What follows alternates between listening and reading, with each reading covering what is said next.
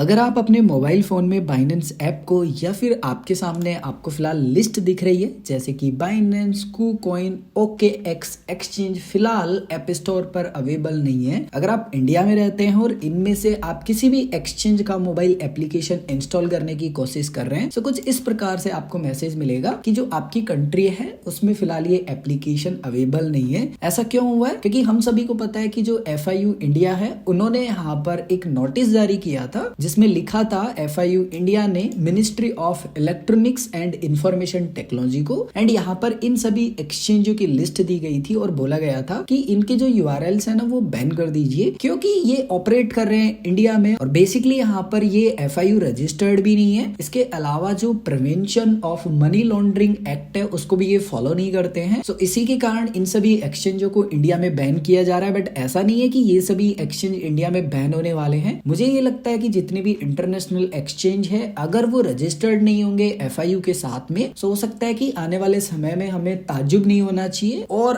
अगर कोई भी एक्सचेंज बैन होता है इंडिया में उस कंडीशन में। सो अगर आपका इनमें से किसी भी एक्सचेंज में फंड रखा हुआ है तो ऐसा ना सोचे कि भाई वेबसाइट तो फिलहाल चल ही रही है, हम अपना जो ट्रांसफर है वो बाद में कर लेंगे क्योंकि हो सकता है कि एकदम से आप वेबसाइट को एक्सेस ही नहीं कर पाए। केवल और केवल फिलहाल बाइनेंस, KuCoin, OKX जो एक्सचेंज है इनके जो मोबाइल एप्लीकेशन है वो ऐप स्टोर से हटे हैं, यानी कि अगर आप आईफोन यूजर हैं तो आप इंस्टॉल नहीं कर पाएंगे। लेकिन अगर आपके पास एंड्रॉइड मोबाइल है तो बेसिकली फिलहाल तो दिखा रहा है आप जो एप्लीकेशन है उसको इंस्टॉल कर सकते हैं। सो मेक श्योर करें कि अगर आपका फंड है तो सबसे पहले विड्रॉल कर लें। फॉर एग्जाम्पल आपका अभी फिलहाल इन सभी एक्सचेंजों में से किसी भी एक्सचेंज पर क्रिप्टो रखा हुआ है और आप चाहते हैं कि मैं इंडियन प्लेटफॉर्म पर अपना क्रिप्टो डिपॉजिट करना चाहता हूं और वो इंडियन गवर्नमेंट की जितनी भी गाइडलाइंस है उनको फॉलो करें, जैसे कि prevention of money laundering act हो गया, इसके अलावा वो FIU रजिस्टर्ड भी हो और जो यूजर्स की KYC है वो भी करे, उसके बाद में आपको जो सर्विसेज है वो प्रोवाइड करवाए। सो बेसिकली मैं कुछ गिने चुने एक्सचेंज यूज करता हूं जिसमें फर्स्ट है CoinDCX और यहाँ पर crypto deposit and withdrawal facility enable है, तो आप इसको यूज कर सकते हैं। मेक श्योर करें कि आप किसी भी एक्सचेंज को यूज करें, आप अपना पर्सनल रिसर्च कर ले, मेरी कोई एडवाइस नहीं है, जस्ट मैं खुद इन एक्सचेंज को यूज कर रहा हूँ। सो आपको अच्छा लगे रिसर्च करने के बाद में सो आप यूज कर सकते हैं। दूसरा एक्सचेंज है यहाँ पर CoinSwitch जो कि इनका प्रो वर्जन है CoinSwitch का, यहाँ पर भी क्रिप्टो डिपॉजिट आप कर सकते हैं। इसके अलावा है WazirX। बेसिकली WazirX में बस यही कंफ्यूजन है सबसे पहले तो कि इसका ऑनर कौन है हमें यही क्लियर नहीं है। सो बेसिकली मैं इस एक्सचेंज को फिलहाल ज्यादा यूज नहीं करता हूँ। लिटरली मैंने काफी समय से यहाँ पर कोई भी जो क्रिप्टो का ट्रांजेक्शन है डिपॉजिट का वो भी नहीं किया है, बट मैं CoinDCX को रेगुलरली यूज करता हूँ एंड जो इनका प्रो वर्जन है CoinSwitch Pro का वो यूज करता हूँ। सो आप इन तीनों एक्सचेंज में से किसी को भी यूज कर सकते हैं, जिस भी एक्सचेंज का आपको UI अच्छा लगे। अगर आपका अकाउंट नहीं है तीनों में से किसी पर भी सो वीडियो के डिस्क्रिप्शन में आपको लिंक मिल जाएगा। इसके अलावा